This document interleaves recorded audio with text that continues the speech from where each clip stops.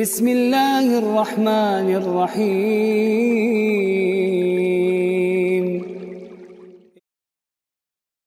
Assalamualaikum warahmatullahi wabarakatuh. Waalaikumsalam. Alhamdulillahi wa kafa, wassalatu wassalamu ala nabiyil mustafa wa ala alihi wa ashabihi wa man ihtada wa ba'd.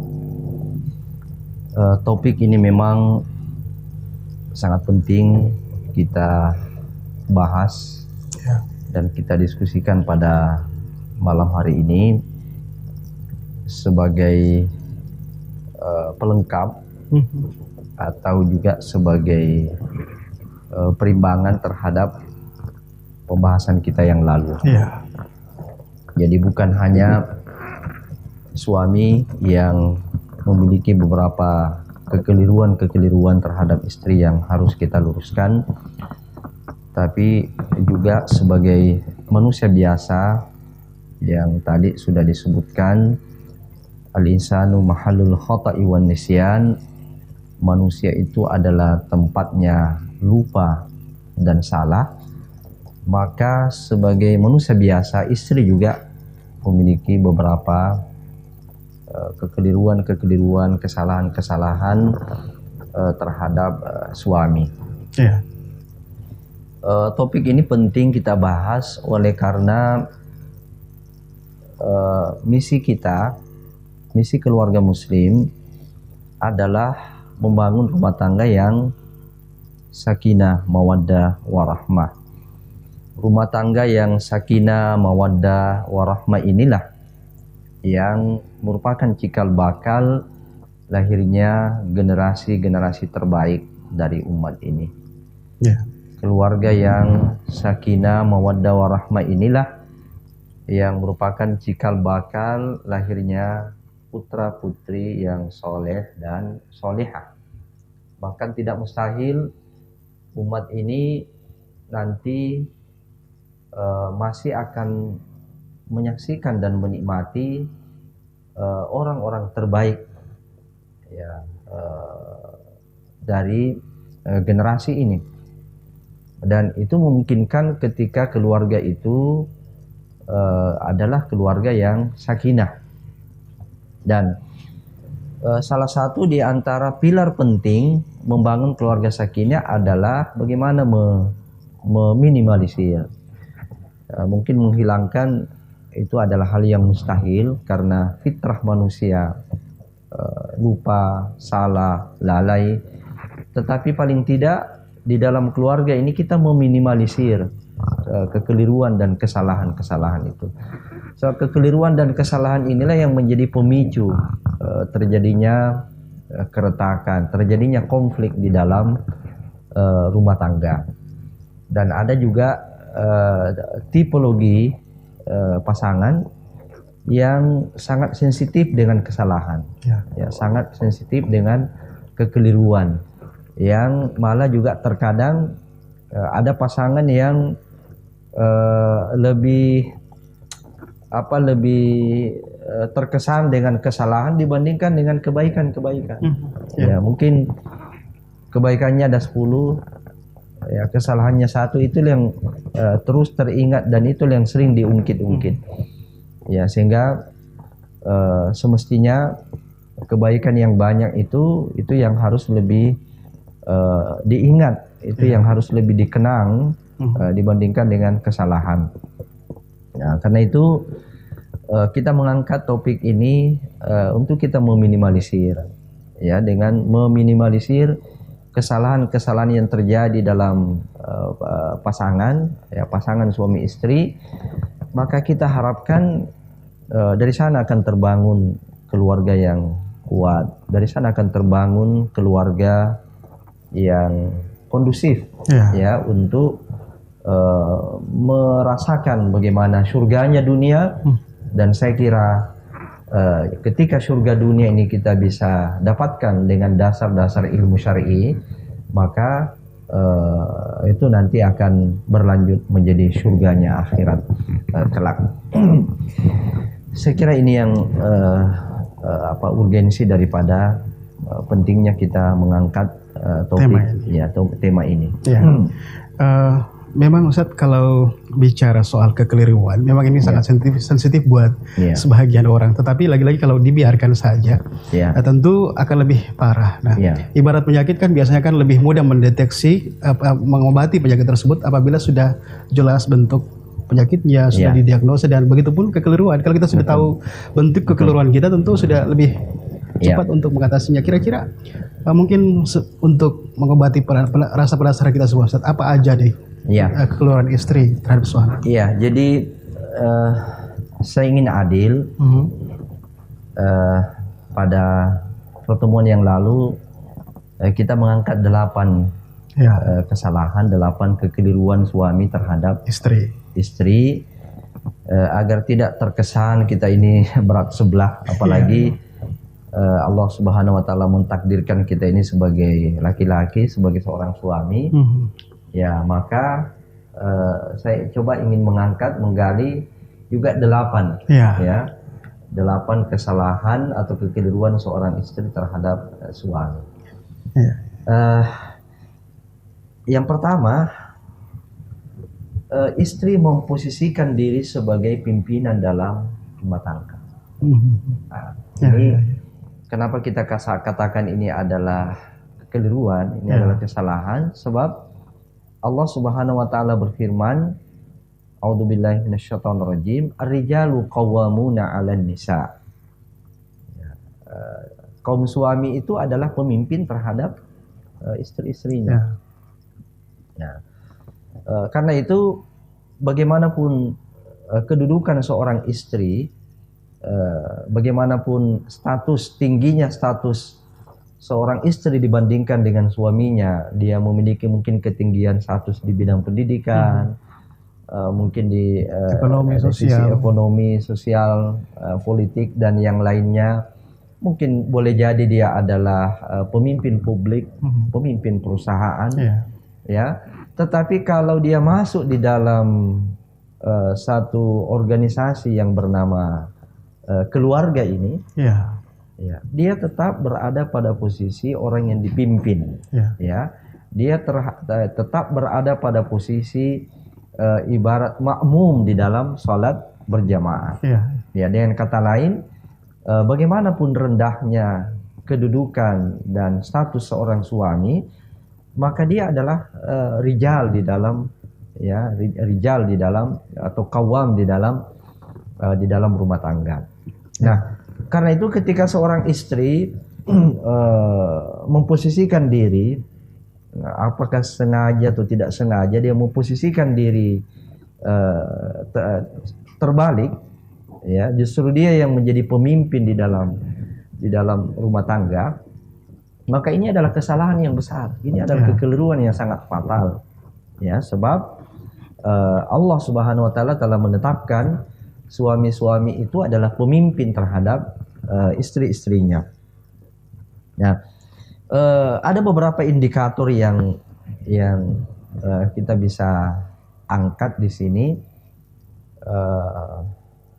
Seorang istri yang memposisikan diri sebagai pemimpin di dalam rumah tangga. Tetapi sebelumnya saya ingin membacakan satu hadis yang sangat masyhur tentang syarat-syarat seorang istri itu dipersilahkan oleh Allah Subhanahu wa taala masuk surga dari pintu mana saja yang dia kehendaki. Nabi sallallahu alaihi wasallam bersabda, "Idza shallatil mar'atu khamsaha wa shamat syahraha wa hafizat farjaha wa ata'at ba'laha fatadkhul min ayyi abwabil jannati sya'at." Jika seorang wanita itu telah menunaikan salat 5 waktu, berpuasa pada bulan Ramadan, dia menjaga kehormatannya, menjaga kemaluannya, kemudian taat pada suaminya. Nah, ini yang harus kita garis bawahi. Kepada siapa kita memberikan loyalitas, memberikan ketaatan? Kepada orang yang memimpin kita, kepada orang yang memimpin kita.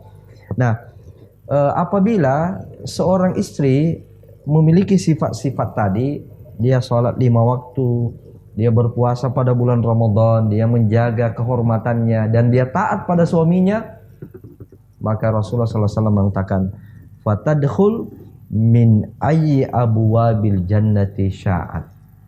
Ya, maka dia dipersilahkan untuk masuk ke dalam surga dari pintu mana saja yang dia kehendaki.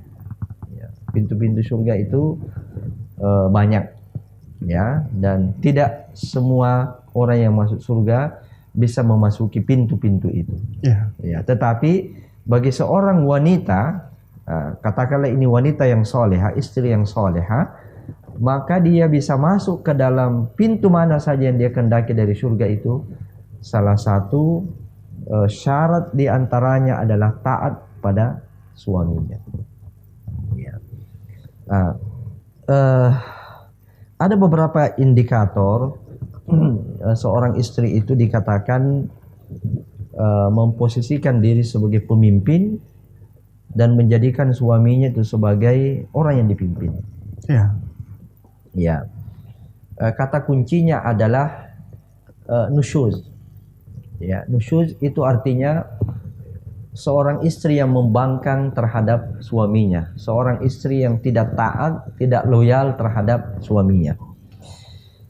Nah, indikator-indikator itu antara lain adalah menentang, ya, menentang perintah suami dalam hal yang ma'ruf. Ya, seperti suami mengatakan, Bu, pakai jilbab, Ki. Ya, Bu, pakai busana muslimah kalau keluar rumah. Nah, kalau seorang istri pada saat itu menentang, baik penentangannya itu dengan perkataan maupun perbuatan dengan tidak memenuhi perintah itu, maka ini dosa besar. Ya, ini dosa seorang istri terhadap suami. Ini adalah kesalahan yang bukan kesalahan kecil, ya.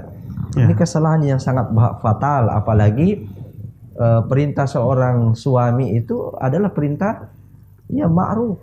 Ya, dia meneruskan perintah Allah Subhanahu wa taala. Indikator yang lain seorang istri itu nusyuz atau memposisikan diri sebagai pemimpin, sebagai penguasa di dalam rumah tangga adalah enggan memenuhi kebutuhan seksual suami. Ya, enggan memenuhi kebutuhan seksual suami. Banyak sekali hadis yang menyebutkan tentang masalah ini.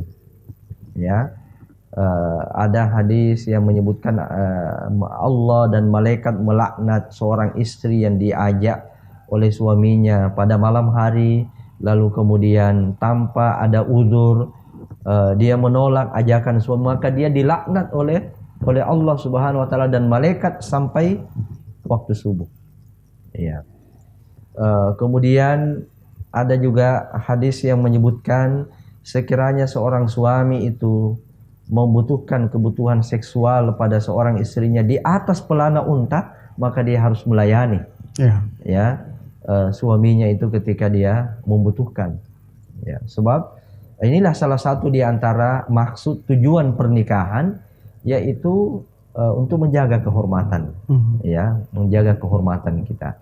Nah, ketika seorang suami selalu saja tertolak, ya, dari ajakannya, selalu saja istri mengatakan nantilah, ya, nanti besok, nanti lusa dikatakan nanti besok lagi, ya, selalu tidak punya gairah, ya, tidak punya ketaatan seorang istri, maka lambat laun suaminya itu akan berpikir lain.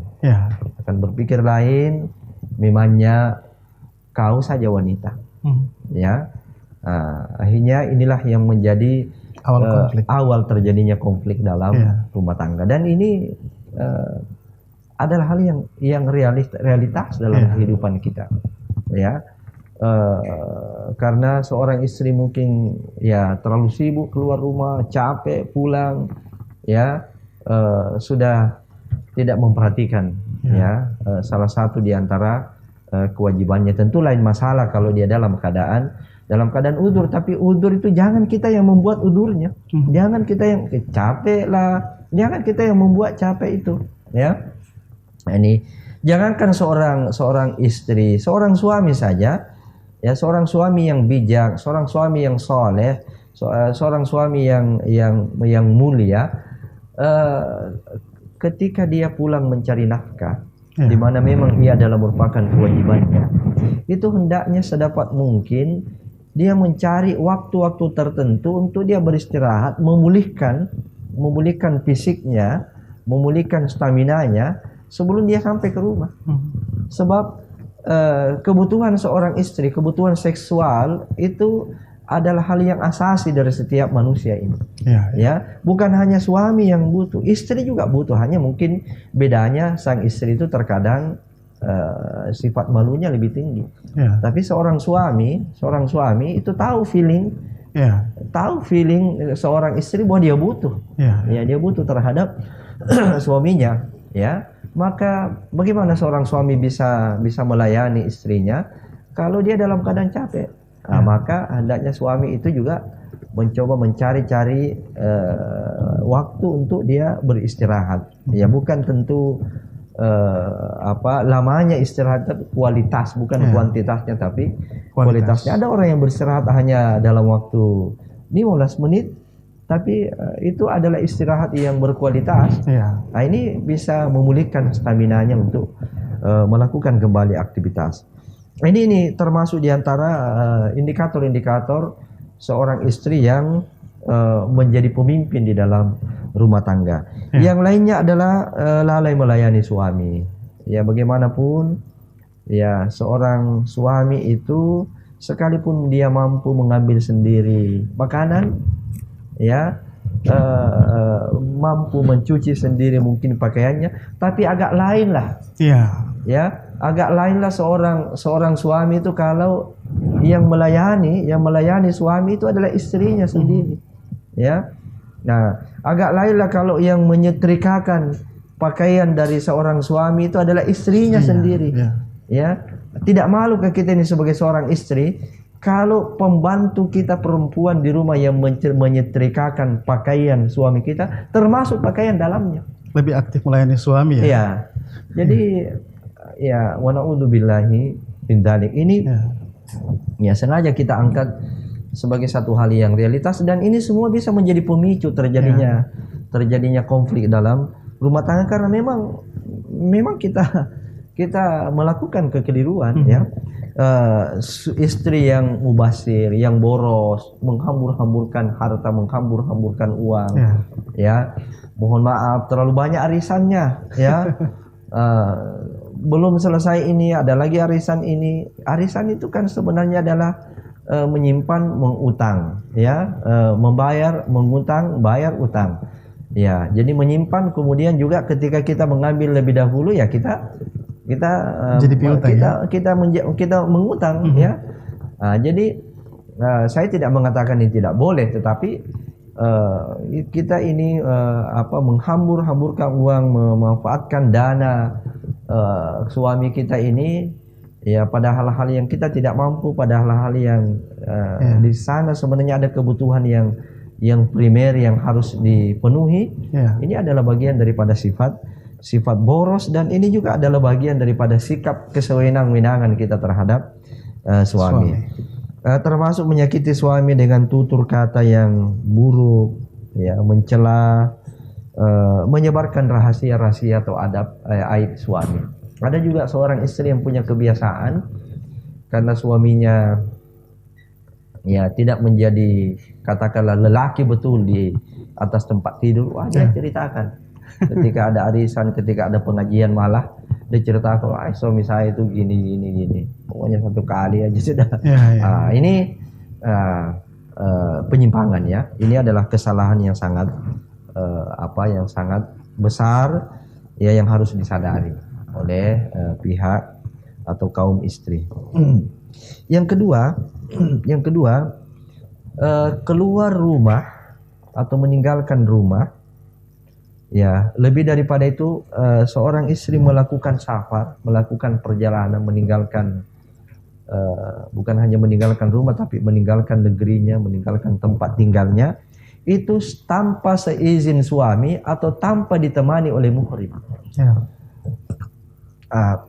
Yang dimaksud tentunya di sini bukan keluar untuk kebutuhan, membeli kebutuhan pokok ke pasar untuk menjemur, ya. Tapi keluar rumah dalam waktu yang lama tanpa ada pemberitahuan, tanpa ada izin, suami pulang sudah harus dilayani, harus disambut. Kemudian kita berada di rumah tetangga, ya, tanpa kita diberitahu, tanpa suami tahu bahwa istrinya keluar rumah, ya, apalagi pergi gosip-gosipan di tetangga. Ini adalah penyimpangan. Termasuk diantaranya adalah seorang istri yang suka bepergian tanpa ditemani oleh mahramnya, ya, tanpa ditemani oleh mahramnya. Nabi SAW bersabda dalam hadis riwayat Imam Bukhari, Muslim dan Imam Ahmad dari Abu Hurairah radhiyallahu an, la yahillu limra'atin tu'minu billahi wal yaumil akhir an tusafira masirata yaumin wa lailatin laisa ma'aha hurmatun. Ya. Tidak halal bagi seorang wanita yang beriman pada Allah dan beriman pada hari akhirat, dia melakukan safar, ya, sejauh satu hari satu malam tanpa ditemani oleh mahram. Inilah juga yang, ya, kalau kita lihat media-media entertain ini, apa diantara penyebab terjadinya perceraian, terjadinya konflik dalam rumah tangga? Inilah, ya, seorang istri pergi tanpa ditemani oleh mahramnya, tapi justru ditemani oleh teman-teman kerjanya. Dia tinggal di hotel, ya, pergi melakukan kunjungan kerja ini dan itu, ya, tanpa ditemani oleh mahram. Terjadilah perselingkuhan. Ya. Sebab Nabi SAW sudah mengingatkan kita, apabila dua orang manusia yang berlainan jenis, laki-laki dan perempuan, ya, berduaan, maka pihak yang ketiga itu adalah setan. Pihak yang ketiga itu adalah setan. Ini yang terkadang tidak disadari oleh seorang istri, ya. Dia melakukan semau-maunya saja, ya, seolah-olah suami itu tidak punya hak, ya, seolah-olah suami itu tidak punya kompeten, ya, di dalam mengatur seorang istri. Padahal ketahuilah, salah satu di antara ridhonya Allah, ridhonya Allah, ya, kepada wanita itu tergantung pada ridhonya suami. Ya. Ya.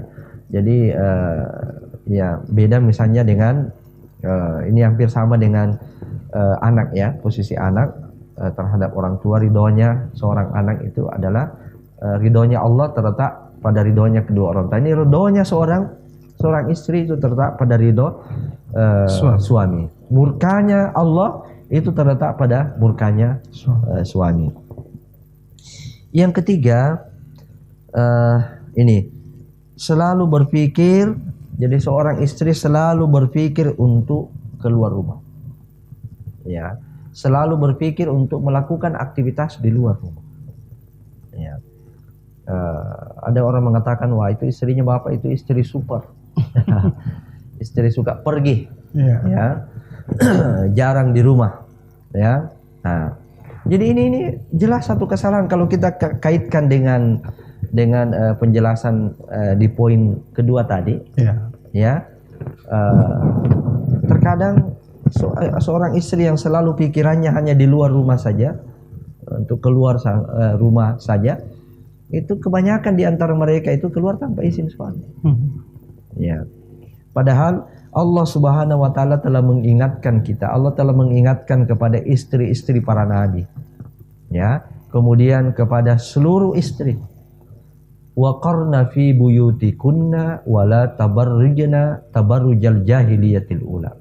Hei wanita, hendaklah kamu menetap di rumah-rumah kamu, dan hendaklah kamu dan janganlah kamu bertabarruj, berpakaian dan berhias dengan pakaian dan hiasan-hiasan jahiliyah. Ya. Apa itu pakaian dan hiasan jahiliyah? Yaitu pakaian yang tidak menutup aurat, ya, pakaian yang menggunakan wangi-wangian bagi wanita, sampai kemudian warna-warni segala macam yang menarik perhatian laki-laki lain kepada kita.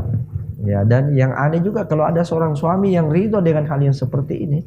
Ya, dia memiliki kebanggaan kalau istrinya itu dinikmati kecantikannya oleh orang lain. Nah, jadi seorang istri itu mestinya dia harus lebih banyak berpikir untuk melakukan aktivitas dalam rumah. Kalau itu bisa dilakukan di rumah, nafkah misalnya, menuntut ilmu, ya, dan apalagi aktivitas. Kalau itu bisa dilakukan di dalam rumah, inilah yang terbaik. Inilah yang terbaik. Jangan justru kita gelisah kalau dalam satu hari tidak keluar rumah. Maka hancurlah pembinaan anak-anak kita, hancurlah rumah tangga kita. Ya, seorang istri yang selalu berpikir yang seperti ini, itu bisa dilihat bagaimana dampaknya terhadap anak-anaknya.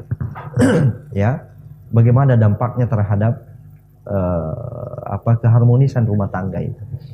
Ya, mungkin di antara sekian mungkin ada satu yang tidak seperti, tapi lebih banyak yang berdampak negatif. Ya, sebab Allah Subhanahu wa taala telah mengingatkan kita, ya. Maka kemuliaan seorang wanita itu, ya, sesungguhnya adalah bagaimana dia menjalankan tanggung jawab. Ya. Baik, saya akan tambah satu lagi sebelum kita jeda.